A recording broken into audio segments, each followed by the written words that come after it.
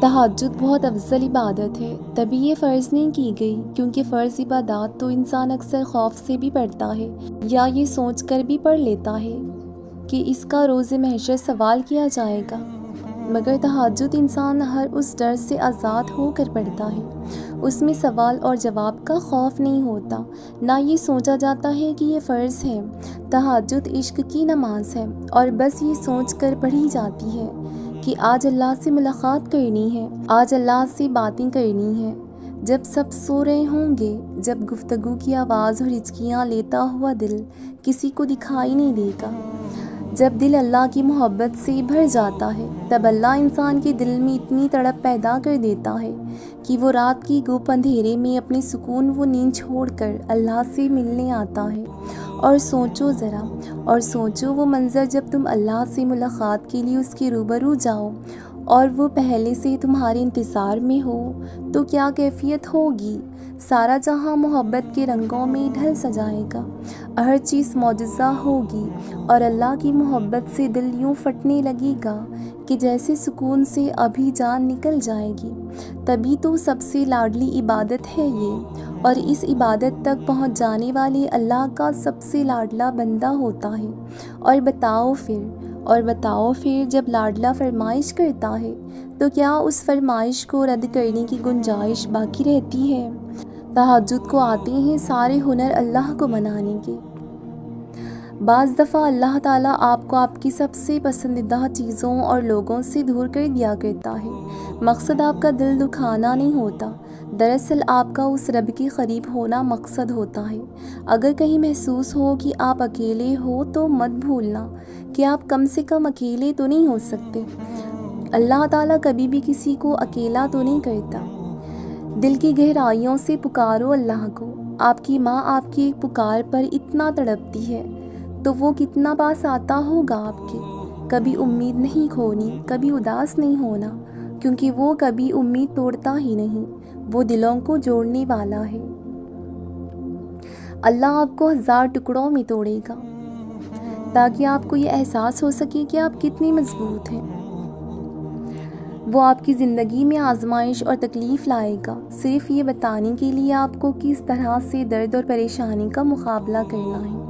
مجھے لگتا ہے کہ ہم جس تکلیف اور مشکل وقت سے گزر رہے ہوتے ہیں اس کے بارے میں سوچنے کا یہ ایک بہت ہی خوبصورت طریقہ ہے کہ وہ کسی پر اتنا بوجھ ڈالتا ہی نہیں کہ وہ برداشت نہ کر سکے، یعنی آپ اس تکلیف کو برداشت کرنے کی طاقت رکھتے ہیں، اسی لیے وہ آپ کو آزمائش میں ڈالتا ہے تاکہ آپ اور بھی زیادہ مضبوط ہو سکیں اور اللہ کے مزید قریب ہو سکیں۔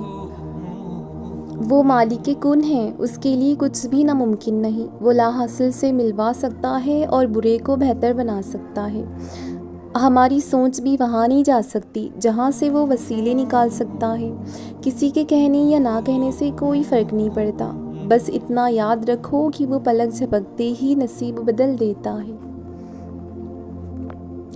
اللہ پر چھوڑے ہوئے معاملات پر اتنا پریشان نہیں ہوتے، وہ قادر ہے، وہ اپنا کام مکمل کر کے رہتا ہے۔ قبولیت کا وعدہ کیا ہے تو وہ پورا بھی ضرور کرے گا۔ تم اپنا کام کرو، یعنی یقین اور اللہ کی اطاعت کرو۔ کیا پتہ تمہاری زندگی میں معجزے بس ایک دعا کے منتظر ہوں، کیا پتہ کہ اب تمہاری چاہی ہوئی چیز بس ایک قدم کے فاصلے پر ہو۔ اللہ کبھی بھی تمہارے یہ آنسو، تمہاری تکلیف، تمہارا یہ صبر ضائع نہیں کرے گا۔ قرآن تو جگہ جگہ تسلی دے رہا ہے کہ نہ امید نہ ہو، کمزور نہ پڑو، اور یقین رکھو تمہارا رب تمہارے ساتھ ہے، دیکھنا وہ بہت جلد سب ٹھیک کر دے گا۔ یوں وہ تمہیں تمہاری من پسند چیز کو کھو دینے کی خوف سے گزار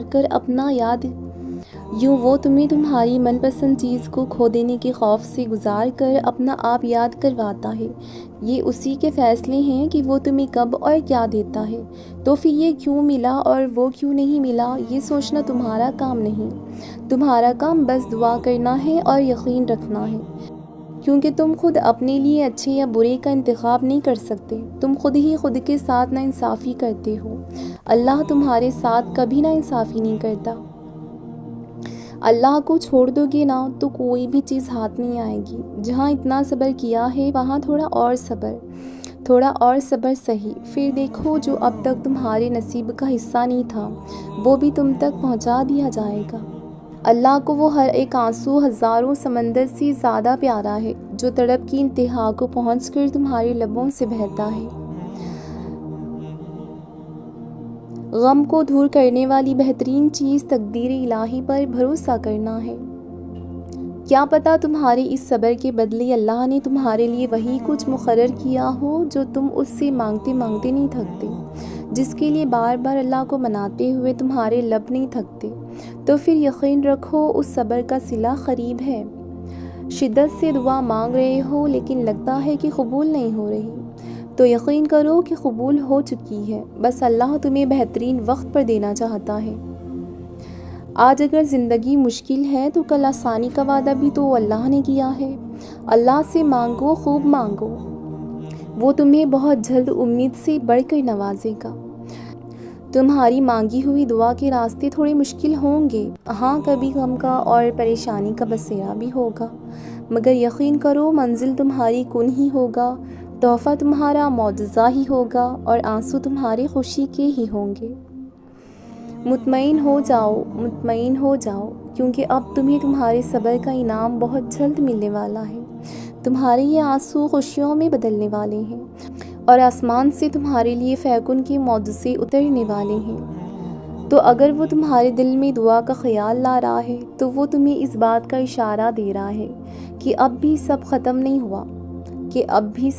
نہیں ہوا، ابھی بھی کون کی امید باقی ہے، ابھی بھی وہ تمہارے نصیب کو تمہاری چاہت کے مطابق کر سکتا ہے۔ وہ دیتا ہے بے شمار بے حساب، آپ کی ناشکرے پن کے باوجود بھی دیتا رہتا ہے۔ وہ گنتا نہیں ہے، احسان نہیں جتاتا، پر آزماتا تو ضرور ہے، اور اس کی بھیجی ہوئی آزمائش میں کھرا اترنا آسان تو نہیں ہوتا، پر یقین مضبوط ہو تو مشکل بھی نہیں ہوتا۔ وہ دیتا ہے بے شمار بے حساب۔ ممکن ہے جس گھڑی تم اللہ سے مانگ رہے ہو وہی قبولیت کی گھڑی ہو، تو کبھی بھی ہمت نہ ہارنا اور اسی توکل سے تم اپنے رب سے مانگو، دیکھنا وہ بند دروازوں سے تم تک معجزے پہنچائے گا۔